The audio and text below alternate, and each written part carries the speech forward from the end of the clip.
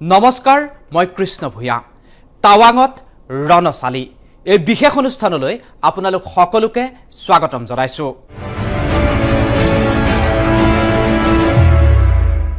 ভাৰত চীন সীমান্তত এতিয়া যুদ্ধৰ তৎপৰতা লাডাখৰ পৰা অৰুণাচললৈকে এতিয়া ব্যাপক তৎপৰতা অব্যাহত ৰাখিছে ভাৰত চীনে চীনক প্ৰতিহত কৰিবলৈ সীমান্তত ভাৰতে কেনেকৈ ৰণচালি তৈয়াৰ কৰিছে হেয়া আজি আমি আপোনাক দেখুৱাম কিন্তু আজি লাডাখৰ নহয় আজি আমি আপোনাক দেখুৱাম অৰুণাচল সীমান্তৰ শেহতীয়া পৰিস্থিতি আজি অৰুণাচলৰ পৰা আমাক গ্ৰাউণ্ড জিৰো ৰিপৰ্ট দেখুৱাব আমাৰ সাংবাদিক মুকুল পাঠকে সন্মুখত অক্টোবৰ মাহ শীত আৰম্ভ হোৱাৰ পূৰ্বেই সীমান্তত এতিয়া ব্যাপক তৎপৰতা অব্যাহত ৰাখিছে ভাৰত চীনে অৰুণাচল সীমান্তত এতিয়া ৰণচালি তৈয়াৰ কৰিছে ভাৰতীয় সেনাই পিছপৰি ৰোৱা নাই ৰঙা চীনে সীমান্তৰ গাঁওসমূহ খালী কৰাৰ পিছত এতিয়া যুদ্ধৰ সামগ্ৰীৰে ব্যাপক তৎপৰতা অব্যাহত ৰাখিছে ভাৰতীয় সেনাই সঁচাকৈয়ে যুদ্ধ হ'ব নেকি শীতৰ পূৰ্বেই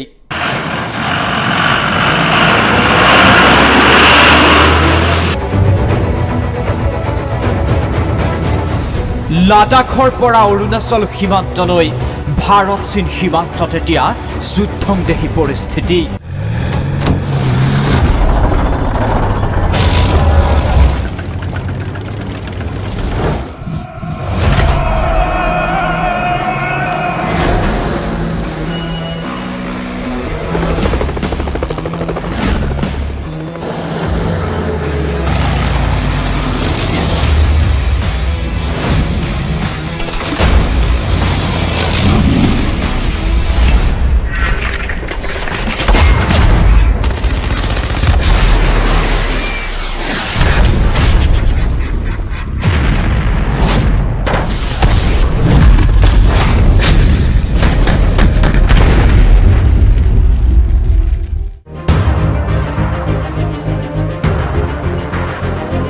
আজি অৰুণাচল সীমান্তৰ পৰা গ্ৰাউণ্ড জিৰো ৰিপৰ্ট মই আছো বৰ্তমান অৰুণাচল প্ৰদেশৰ চেলা পাছত এইটো হ'ল টাৱাং সংযোগী যিটো পথ বমডিলাৰ পৰা দিৰাং হৈ টাৱাঙলৈ যিটো পথ আছে সেই পথৰ চেলা পাছ হ'ল আটাইতকৈ ওখ পাছ ইয়াৰ এই যি পথেৰে আমি টাৱাঙলৈ যাব লাগে আমি বুলি নহয় ভাৰত আৰু চীনৰ যি শেষ সীমান্ত আছে টাৱাঙত সেই শেষ সীমান্তলৈ এই পথেৰে সকলো অহা যোৱা কৰে এই জেগাখিনিৰ বৰ্তমান আছে সাগৰ পৃষ্ঠৰ পৰা প্ৰায় 13,700 ফুট উচ্চতাত আছে এই চেলাপাছ আৰু এই চেলাপাছ হৈ পেলাই ভাৰতীয় সেনাবাহিনী প্ৰতি 10-15 মিনিটৰ মূৰে মূৰে সেনাবাহিনীৰ গাড়ীবোৰ টাৱাং অভিমুখে গৈ আছে কি প্ৰস্তুতি চলিছে টাৱাঙত আমি এতিয়ালৈকে নিশ্চিত নহয় কিন্তু এটা কথা নিশ্চিত যে চীনৰ আৰু ভাৰতৰ মাজৰ শেহতীয়া যি পৰিস্থিতি চীন ভাৰতৰ যি শেহতীয়া সংঘাত চীনৰ যি ভাবুকি সেই ভাবুকিৰ মোকাবিলা কৰিবৰ কাৰণে প্ৰত্যুত্তৰ দিবৰ কাৰণে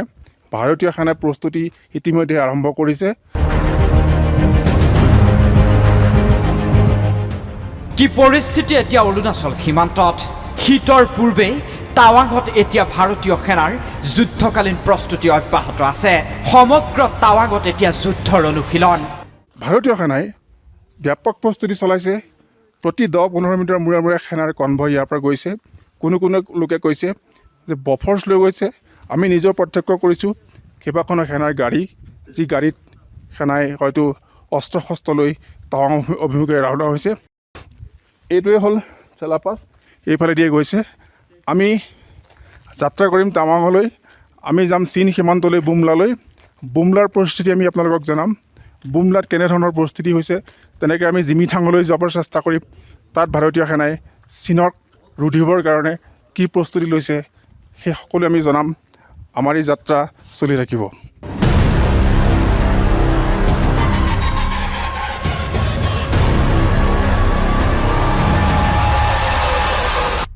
ভাৰতীয় সেনাৰ টাৱাঙৰ ব্ৰিগেডৰ মুখ্য কাৰ্যালয়ত ঘনে ঘনে বহিছে ৰুদ্ধদ্বাৰ বৈঠক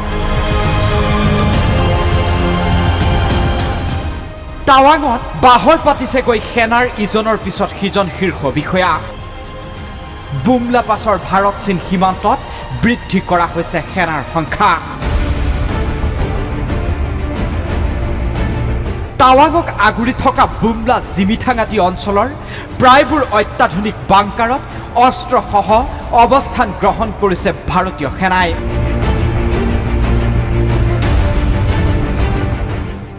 মাৰাথা গ্ৰাউণ্ডত থকা সেনাৰ অস্ত্ৰ ভাণ্ডাৰৰ পৰা অস্ত্ৰ গুলী বাৰুদ লৈ সীমান্তলৈ গতি কৰিছে সেনাৰ দল।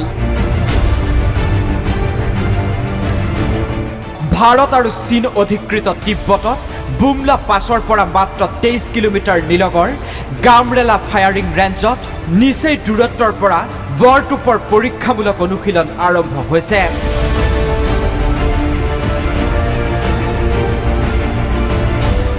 ভাৰতীয় সেনাৰ এক উচ্চস্তৰীয় সূত্ৰই নিশ্চিত কৰিছে যে শেহতীয়াকৈ গামৰেলাৰ 600 হেক্টৰ এলেকাৰ এই ফায়াৰিং ৰেঞ্জত বফৰ্ছ বৰটোপৰ বিস্ফোৰণ ঘটাই অনুশীলন কৰা হৈছে।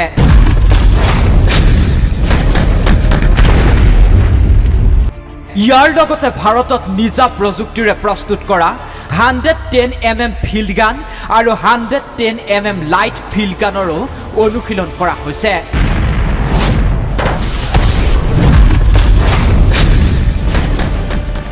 এই দুয়োবিধ অস্ত্ৰই 17 কিলোমিটাৰ পৰ্যন্ত লক্ষ্যস্থান ভেদ কৰিব পাৰে। শীতৰ পূৰ্বে সীমান্তৱৰ্তী গাঁওসমূহ খালী কৰি ড্ৰেগন সেনাই তৎপৰতা অব্যাহত ৰখাৰ পিছতেই অৰুণাচল সীমান্তত যুদ্ধৰ ৰণচালি প্ৰস্তুত কৰিছে ভাৰতীয় সেনাই।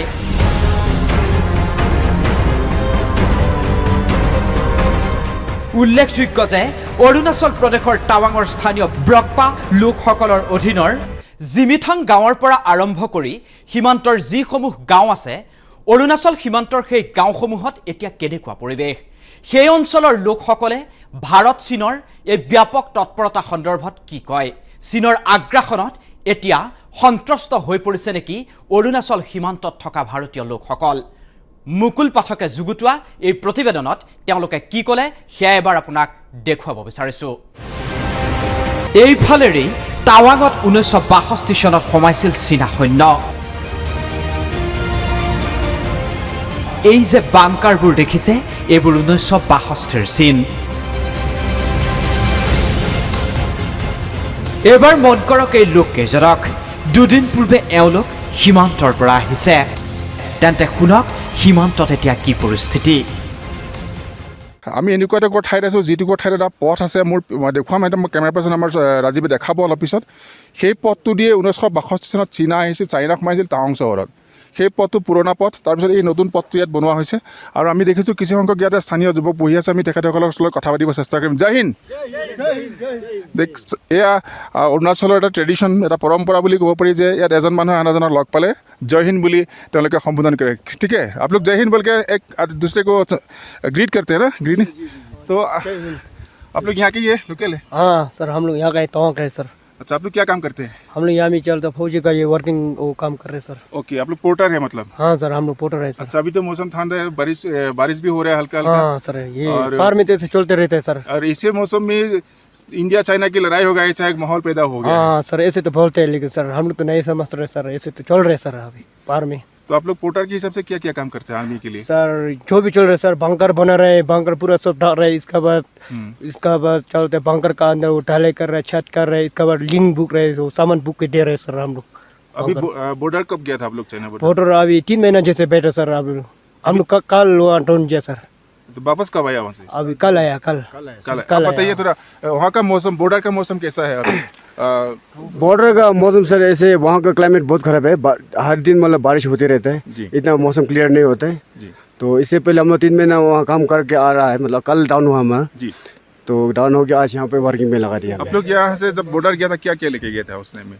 हम यहाँ से तो वहाँ सिर्फ बंकर बनाने गया, कुछ लेके तो नहीं गया सर जी। तो ऐसे देख रहे हैं अभी कल से फौजी थोड़ा मतलब। अभी आप थोड़ा हमको आइडिया दीजिए कि बुमला में कितना बंकर हो सकते हैं अभी? मतलब 1000 2000? वो तो हम बोल नहीं सकेंगे। जाते रहते हैं वहाँ पे? नहीं, वो तो हम बोल नहीं सकेंगे सर। अच्छा, अभी आपके पीछे जो है ये 1962 का एक बंकर है, तो अभी का जो बंकर बना रहा है कैसा है बंकर अभी? वो तो बहुत एडवांस है सर। हम लोग जो बंकर है बहुत आगे है सर जी, बहुत अच्छा है बंकर है सर जी। ज़्यादातर बंकर तो बहुत अच्छा है।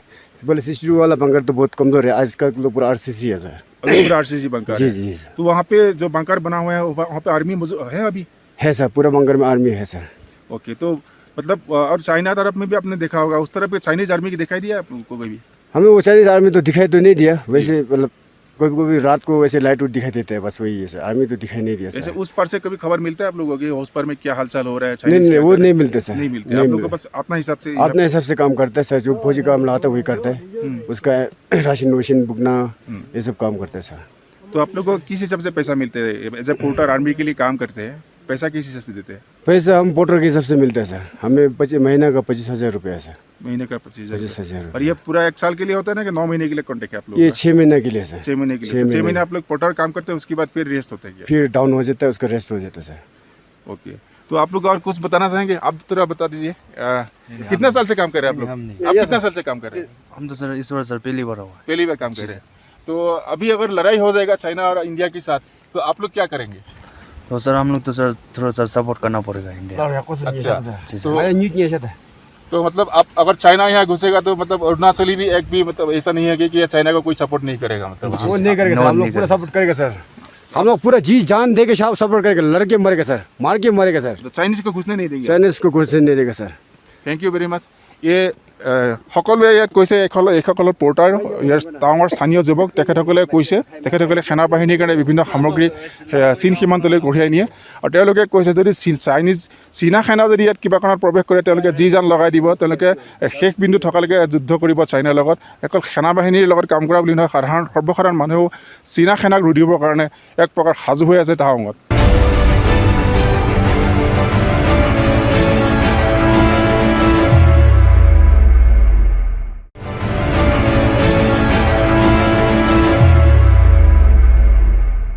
যদি ভাৰত চীনৰ যুদ্ধ হয় তেন্তে সীমান্তৰ গাঁওসমূহৰ যিসকল লোক আছে সেই লোকসকলে কি কৰিব এই মুহূৰ্তত তেওঁলোকৰ স্থিতি কি তেওঁলোকৰ মনৰ অনুভৱ কি ভয় শংকাৰ মাজত এতিয়া তেওঁলোকে জীৱন পাৰ কৰিছে কিন্তু ভাৰতীয় সেনাৰ ওপৰত তেওঁলোকৰ অগাধ বিশ্বাস ৰঙা চিনক যিকোনো প্ৰকাৰে ৰুধিব ভাৰতীয় সেনাই এই বিশ্বাস এতিয়া অৰুণাচল সীমান্তত থকা ভাৰতীয় লোকৰ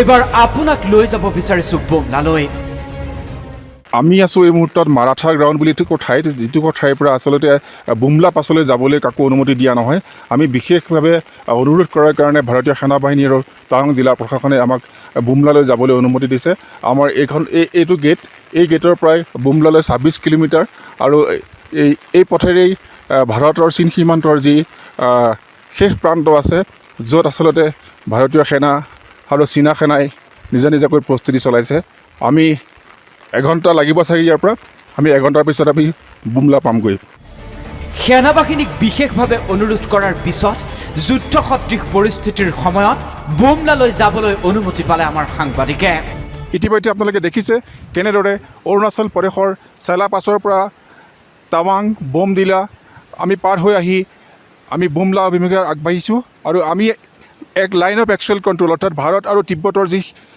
আন্তঃৰাষ্ট্ৰীয় সীমা সেই আন্তঃৰাষ্ট্ৰীয় সীমাৰ পৰা মাত্ৰ কিছু দূৰ লগত আছোঁ 26 কিলোমিটাৰ অতিক্ৰম কৰি আমাৰ সাংবাদিক মুকুল পাঠক উপস্থিত হ'লগৈ বুমলাত শেষত আমি আহি পালোহি বুমলা পাছ সেই বিখ্যাত বুমলা পাছ যিটো পাছ এই পথটো মই যিটো পথত খাৰা হৈ আছোঁ থিয় হৈ আছোঁ যিটো পথ পাৰ হৈ গ'লেই আৰু মাত্ৰ কেইশমান মিটাৰ আগলৈ গ'লেই সেইখন হ'ল চীনে অধিকৃত কৰা তিব্বত আমি এই বুমলা পাছত আজি থিয় হৈছোঁ আমি এইখিনি পোৱাৰ কাৰণে বহুত কষ্ট কৰিবলগীয়া হৈছিলে আমাৰ সেনা বাহিনী কেইবাতৰপীয়া আমি প্ৰতিৰক্ষা তেওঁলোকৰ ছিকিউৰিটি চেক আমি পাৰ কৰিব লাগিছিলে আমাৰ প্ৰতিটো গেটত তেওঁলোকৰ নাম লিখা আমাৰ নিজৰ নাম আৰু ঠিকনা লিখাৰ পাছত সেনা বাহিনীৰ এটা দলে আমাক এইখিনিলৈকে আহিবলৈ অনুমতি দিছে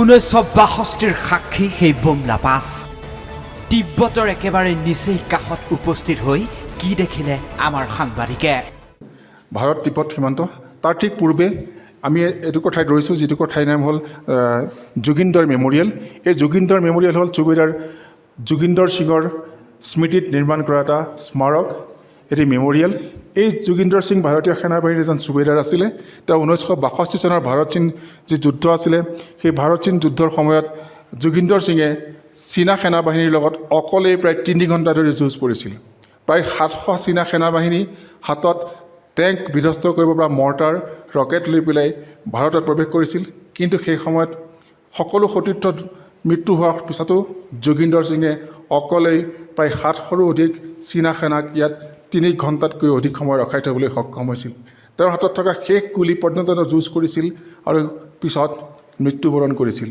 যে যোগিন্দৰ সিঙৰ কথা চীনা সেনা বাহিনীয়েও পাছত তেওঁক স্মৰণ কৰিছিল সেনাবাহিনীৰ যি ত্যাগ সেই ত্যাগ আজিও জিলিকি আছে সীমান্তত SFF অৰ্থাৎ স্পেচিয়েল ফ্ৰণ্টিয়াৰ ফ'ৰ্চ সেই ফ্ৰণ্টিয়াৰ ফ'ৰ্চ এইবাৰ লগ লাগিছে ভাৰতীয় সেনাৰ কাৰণ যিকোনো মূল্যৰ বিনিময়ত চীনক প্ৰতিহত কৰিব লাগিব ড্ৰেগন সেনাৰ প্ৰত্যাহ্বান ৰুধিবলৈ এতিয়া সৰ্বত্ৰ সাজু হৈ আছে ভাৰতীয় সেনা ব্যাপক তৎপৰতা অব্যাহত ৰাখিছে ভাৰতীয় সেনাই লাডাখৰ পৰা অৰুণাচল সীমান্তলৈকে যুদ্ধৰ ৰণচালি সাজু কৰিছে ভাৰতীয় সেনাই যিকোনো মূল্যৰ বিনিময়ত চীনক প্ৰতিহত কৰিব ভাৰতীয় সেনাই এয়া 1962ৰ ভাৰত নহয় এয়া 2020ৰ আধুনিক ভাৰত সেই কথা ইতিমধ্যে উপলব্ধি কৰিছে ৰগা চীনে